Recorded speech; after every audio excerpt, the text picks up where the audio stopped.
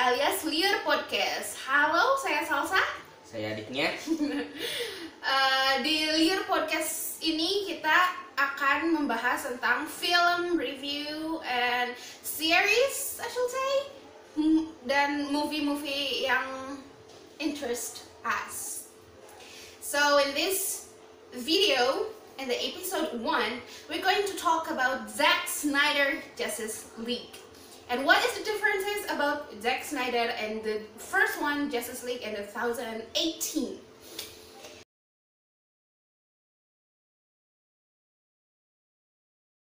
Zack Snyder itu adalah direktur asli dari Justice League, melanjutkan dari BVS, Batman vs Superman. Nah, ternyata di tengah-tengah produksi itu entah kenapa Warner Bros itu memutuskan buat bikin cut baru yang didirector sama Joss Whedon. Itu yang 2018. Nah, dan waktu filmnya keluar ternyata mixed reaction ya. Banyak banget mixed reaction. Ada yang bilang oke, lumayan gitu. Ada juga yang bilang kok gitu, nggak maksimal lah. Kenapa tiba-tiba pacingnya itu beda banget dari Batman vs Superman, dari Wonder Woman gitu. Kenapa kok bisa jadi gitu? Dan ternyata waktu keluar bahwa ada Snyder Cut itu, muncullah fan movement yang mana memunculkan hashtag release Snyder Cut. Release Snyder Cut. Itu muncul dan makin kesini ternyata movementnya makin besar, bahkan sampai aktor dan banyak pihak itu sangat mendukung rilis Snyder Cut. Dan karena dinilai lebih realistis juga ya kan saat itu, karena mungkin agak rancu dari film satu dan film yang lain gitu awalnya. Dan saya kira ini juga cukup sangat adil ya buat Zack Snyder gitu, capek-capek bikin film kok tiba-tiba di-cut, dan ternyata kalau buat teman-teman yang udah nonton pasti tahu banget bahwa itu beda banget 100% beda. Itu beda banget, dan terbukti bahwa fan movement ini berhasil ya. Iya, bisa dibilang berhasil banget. Mungkin kalau kita lihat beberapa tahun terakhir ada dua fan movement yang sangat berdampak ya. Yang pertama itu ya Zack Snyder Cut ini. Kedua mungkin mirip-mirip sama Sonic. Oh iya, Sonic dulu Redesign, kan asalnya mau keluar beberapa tahun sebelumnya, malah jadi setahun berikutnya. Betul, itu karena desain Sonicnya yang dinilai agak rancu sebetulnya. Bukan rancu ya, terlalu realistis. Kurang kartun. Betul. Kurang animasi. Dan ternyata buktinya ya film Sonic juga sangat diuntungkan dengan desain baru Sonicnya ya kan. Maksudnya nggak mungkin dengan desain yang lama. Teman-teman mungkin bisa cek lagi desain yang lama, itu gak akan nyambung sama pacing dari filmnya sendiri. Kita lihat kan di sana ceritanya gimana, terus pacingnya gimana, humornya gimana, plotnya gimana, dan yang pasti itu tuh nyambung banget sama karakternya Jim Carrey kan. Yeah. Kalau dari Sonic ya, kalau dari Zack Snyder ini jauh banget diuntungkan dari Betul. Dari alurnya, dari film satu ke film lain, jadi lebih nyambung. Kalau misalkan yang Zack Snyder itu memang lebih nyambung, dan kita nontonnya itu lebih bisa menikmati karena mungkin dijelaskan dari awal seperti apa. Tapi kalau misalkan dari Justice League yang lama itu kayak ini tuh ya udah satu, filmnya satu, udah nggak bisa maju, nggak bisa mundur, hanya satu, ya independen itu aja gitu. Dan mungkin yang harus disoroti juga bahwa Snyder Cut ini beneran menunjukkan visi kedepannya dari DC Extended Universe. Dan sebenarnya kalau dibangun lagi dari awal mungkin bisa sukses juga. Tapi ya kita nggak tahu ya. Kita lihat saja ke depannya. Orang pegawai di Warner Bros gitu. Yang pegawai di Warner Bros. Saya ngajeuna cuma. Karena honestly, in my opinion, DC itu masih satu langkah di belakang Marvel. Maksudnya Marvel sudah melakukan movement yang benar-benar satu alur itu dari lama, dari awal mulanya 2008. Iron Man ya, Yeah, Iron Man. Itu jadi bisa kita lihat bagaimana pergerakan untuk menjadi The Avenger. Sementara di DC itu cenderung mixed up. Ya, dan mungkin kelebihan Marvel itu adalah mereka membuat kita familiar dengan karakternya. Sedangkan kalau di Justice League yang pertama, kita kan tiba-tiba lihat Cyborg. Siapa Cyborg? Siapa dia gitu? Apa motivasi dia? Kecuali teman-teman yang pernah baca komiknya mungkin agak ngerti. Tapi kalau yang cuma nonton filmnya ya aneh juga gitu. Agak akan bingung banget. Siapa nih Cyborg, kok tiba-tiba datang, tiba-tiba dijadiin masuk ke Justice League? Kenapa nggak cuma bertiga aja, si Batman, Superman, dan Wonder Woman yang asalnya memang udah diperjelas di Batman v Superman. Tuh. Dan banyak ya kalau kita lihat keunggulan dari Snyder Cut ini memang banyak dari film. Banget. Yang pertama pasti dari durasi ya, 4 jam. Durasinya 4 jam itu dan 242 menit. Betul. Dan mungkin harus digarisbawahi juga bahwa Snyder Cut ini pinginnya kan part 1 dan part 2. Iya, asalnya dibagi jadi 2 film. Enggak 1, tapi 2. Nah, bisa teman-teman bayangkan sendiri ya, kalau yang udah nonton Snyder Cut apalagi lebih jelas gitu gimana si film ini tuh benar-benar kehilangan identitasnya karena dipotong. Banyak hal yang dipotong, nanti bakal dibahas juga. Dan beberapa saya kira yang dipotong itu juga penting. Harusnya berpengaruh banget gitu maksudnya. Kayak yang awal mulanya Cyborg. Betul. Dia kan awal mulanya Cyborg tuh kalau di Justice League dia cuma dijelaskan bahwa dia kecelakaan dan ayahnya merekonstruksi badinya dengan kekuatan dari Mother Box. Dan Mother Box juga tidak dijelaskan di Justice League yang pertama. Awal mula pertamanya memang tidak dijelaskan. Apa itu gitu? Jadi seakan-akan kalau di film pertama kita tuh harus menebak-nebak itu ini ada Mother Box, kalau disatuin bisa menghancurkan dunia, ya udah itu doang gitu. Tapi nggak dijelaskan awal mulanya seperti apa. Sebetulnya appearance Mother Box itu apa gitu. Apa dan dari mana itu sangat jelas di Snyder Cut. Karena dia dijelaskan, kalian bisa nonton sendiri ya, kita nggak mau spoiler, no spoiler alert, so let's get to it. Jadi mungkin yang pertama ada buat teman-teman yang memang mempelajari film ini pembuktian bahwa passion tuh paid off banget. Apalagi di film, teman-teman bayangin ya, film pertama MCU itu Iron Man tahun 2008, terus Incredible Hulk. Oh iya, Incredible Hulk.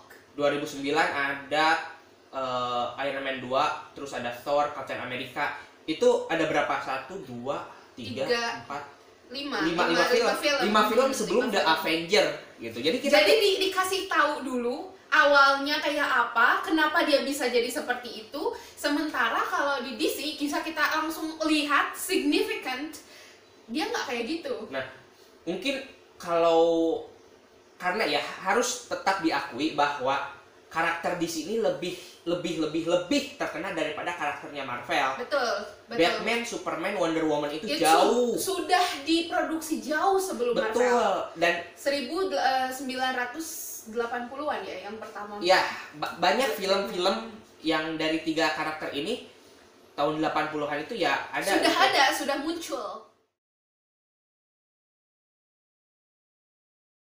Jadi balik lagi ya, passion itu sangat paid off gitu. Kalau Marvel, mereka tuh beneran ya memperkenalkan kita gitu. Kita udah tahu lah, selain Superman, Batman, dan Wonder Woman kan mungkin hanya beberapa orang yang tahu Cyborg. Terus The Flash, Martian Manhunter juga agak bingung ya kita sebenarnya siapa sih Martian Manhunter itu.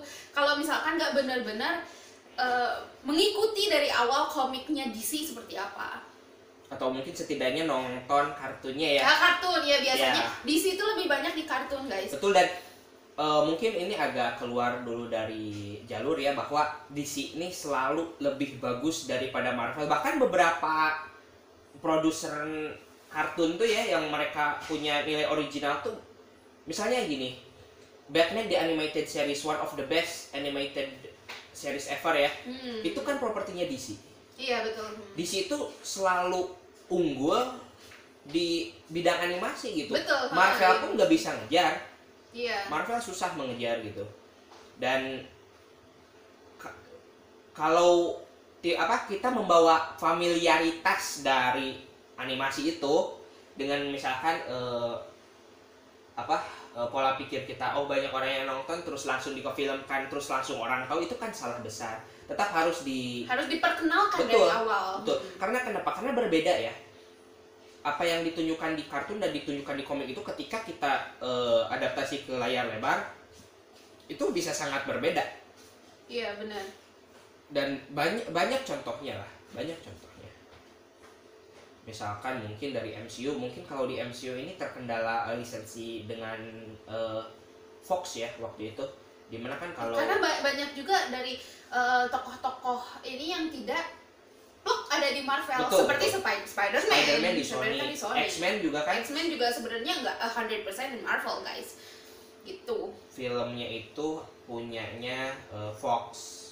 Fox. Dan Fox punya dia. Ya, kalau teman-teman nonton Age of Ultron dan tahu komiknya ya, Scarlet Witch dan Quicksilver itu kan sebenarnya anaknya Magneto. Betul. Tapi itu sebetulnya dari awalnya ya. Betul.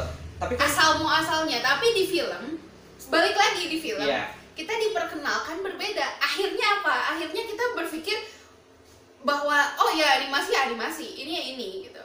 Kalau di DC bedanya, dia malah ingin kita berpikir kalau misalkan animasinya itu bisa disatukan dengan film. Jadi mungkin dengan kata lain maksa ya, maksa audiens yang biar langsung tahu gitu kan nggak bisa gitu. Beberapa orang ya cuma nonton filmnya aja, beberapa orang lengkap komik, animasi, dan yang udah dia tonton sendiri dari dulu. Betul. Itu hardcore fansnya. Hardcore. Sorry guys. Kamu yang duitnya seberapa? Karena banyak banget. Parah. Jadi kita bahkan berpikir kalau misalkan dia Flash yang sebenarnya dari awal belum ada filmnya kan. Betul. Flash itu hanya ada di series. Betul, series tahun 80-an pernah ada, dan di yang lebih baru tahun 2010 kalau 2010 apa 2011 kalau nggak salah ya. Nanti cek aja sendiri ya. Ada juga di animasinya gitu. Tapi kan kalau di film kita bahkan bingung kekuatan Flash itu apa. Kayak yang di pertama sama yang di kedua, karakter Flash aja benar-benar berbeda. Justice League 2018 dengan Zack Snyder Cut ini, Flash aja berbeda banget karakternya. Makanya kita nggak bisa. Jadi gini deh, kalau misalkan kalian mau nonton Zack Snyder Justice League, forget you have watch the first one. Karena kalau kayak gitu malah lebih enak, lebih nontonnya tuh lebih enjoy. Walaupun honestly 4 jam gitu. Take your time ya. Kalau nonton Snyder Cut tuh jangan gak bisa langsung sekali jebur 4 jam gitu. Betul. Soalnya kenapa? Mungkin beberapa orang itu berpikir bahwa ini boring. Kenapa? Banyak eksposisi, banyak drama yang mana memang itu adalah visinya Zack Snyder. Dan ketika diubah hilang gitu. Jadi ya balik lagi passion ya. Buat apapun balik lagi ke passion. Soalnya honestly I got sleepy in the middle. Ya memang gak ada komedi. No, it's actually humor ada, tapi tidak komedis. Gitu. Nggak komedis. Jadi nggak bikin kita ketawa gitu. Remember kalau misalkan Marvel dia pasti menyisipkan beberapa intermezzo. Betul. Misalkan ada dialog-dialog yang membuat kita ketawa gitu.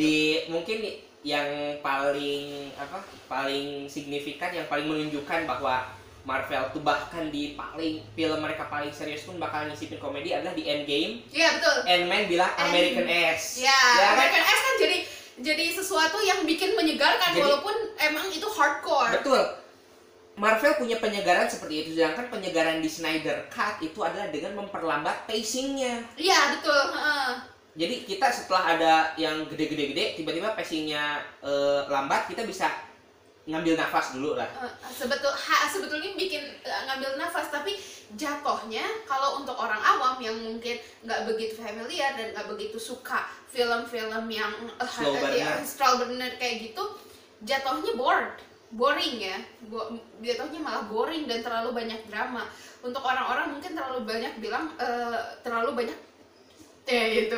Tapi sebenarnya ini tuh salah satu visinya si Zack Snyder. Dan sebenarnya kalau kita lihat slow burnernya ya, yang memang pacingnya itu lambat, paid off gitu, ada paid offnya gitu. Ada beberapa yang memang waktu pacingnya itu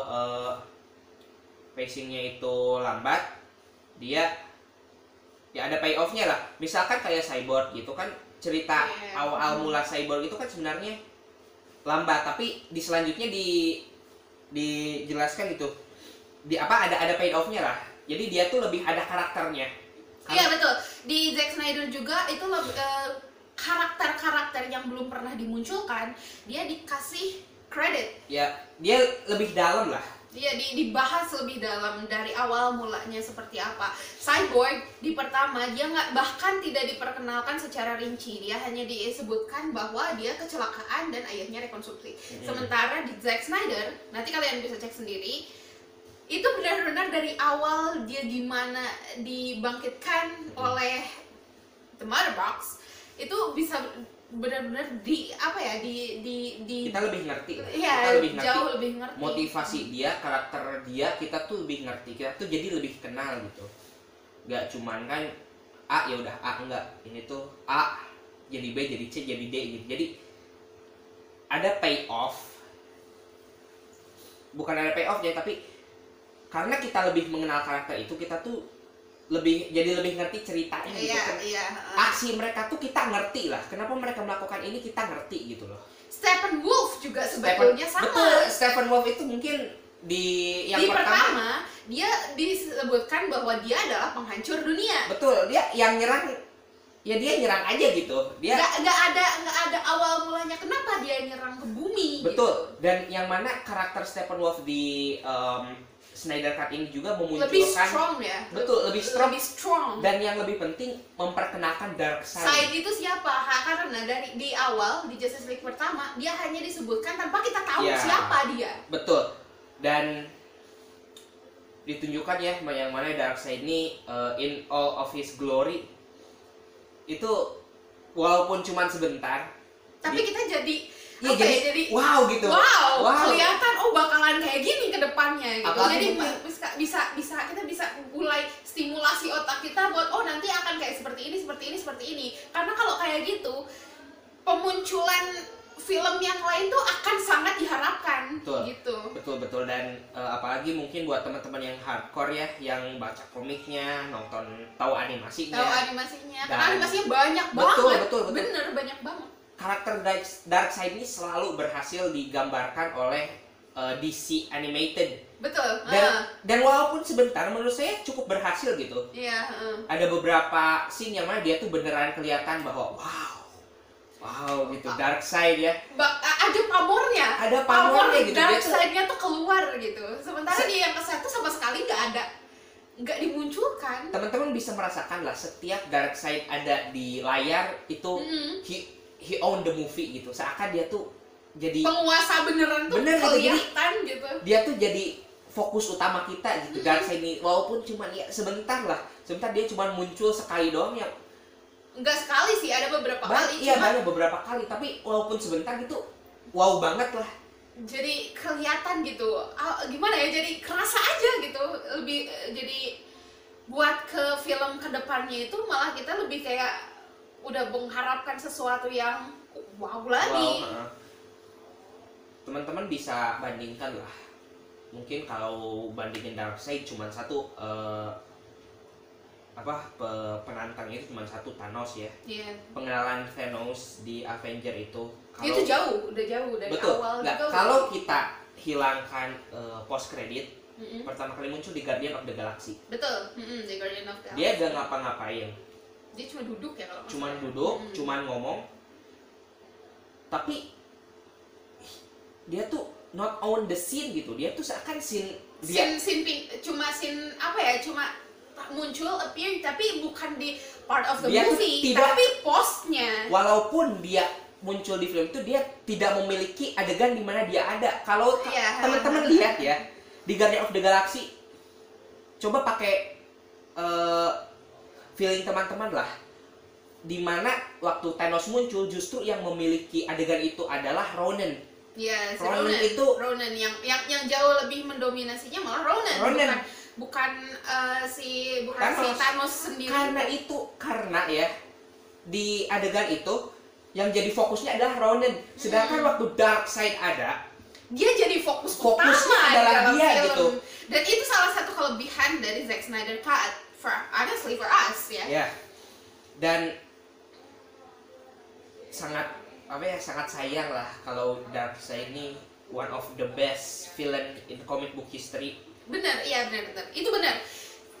Darkseid itu karena digambarkan kebengisannya seperti apa dan akal liciknya tuh nggak cuma plan A. Honestly, Thanos itu cuma punya plan A dan dia harus jalan sesuai plan A-nya dia. Betul. Sementara di Darkseid dia punya plan A, B, C, D, E, F, G, H, sampai Z kayaknya. Dan mungkin kalau teman-teman yang tidak begitu familiar dengan Darkseid, teman-teman bisa nonton di banyak film animasinya. Itu kelihatan banget lah seperti apa Darkseid itu. Wow lah, dia tuh Thanos tapi lebih gila. Kalau Thanos itu kan di film Avenger ya, Infinity War dan Endgame, dia tuh agen logistik galaksi ya. Dia tuh ingin menghapuskan setengah populasi untuk membuat perut yang lain tidak kelaparan. Betul. Itu sebetulnya visi dari Thanos. Lamun diurang mah namanya eta teh badan logistik Badan negara. logistik Dia badan logistik galaksi lah. Ya, karena dia mainnya galaksi ya. Betul. Tapi kalau Darkseid itu meskipun sebentar orang tuh tahu gitu, oh dia cuman pingin menghapuskan apa? Dia ingin menguasai banyak dunia. Kenapa? Because he can. Iya, dia bisa, bukan something that a greater good. Dia bisa dibilang greater good. Kan kalau misalkan Thanos dia ingin membuat the world is better, the universe is better. Tapi kalau misalkan Darkseid, because I can. Ya kerasa banget gitulah bahwa Darkseid itu kenapa mengambil dunia. Aing Darkseid mana yang naon gitu. Ya, mana siapa ya? Kok ayam makan gitu lah. Jadi lebih kerasa ya benar-benar Darkseid-nya seperti apa. Jadi it's awesome. Betul. Dan mungkin salah satu banyak upgrade karakter ya. Harus diakui dari tadi juga kita udah bilang berbicara panjang lebar bahwa karakternya itu lebih di-upgrade. Betul, dan ngomong-ngomong The Flash dia punya adegan paling keren. Awesome.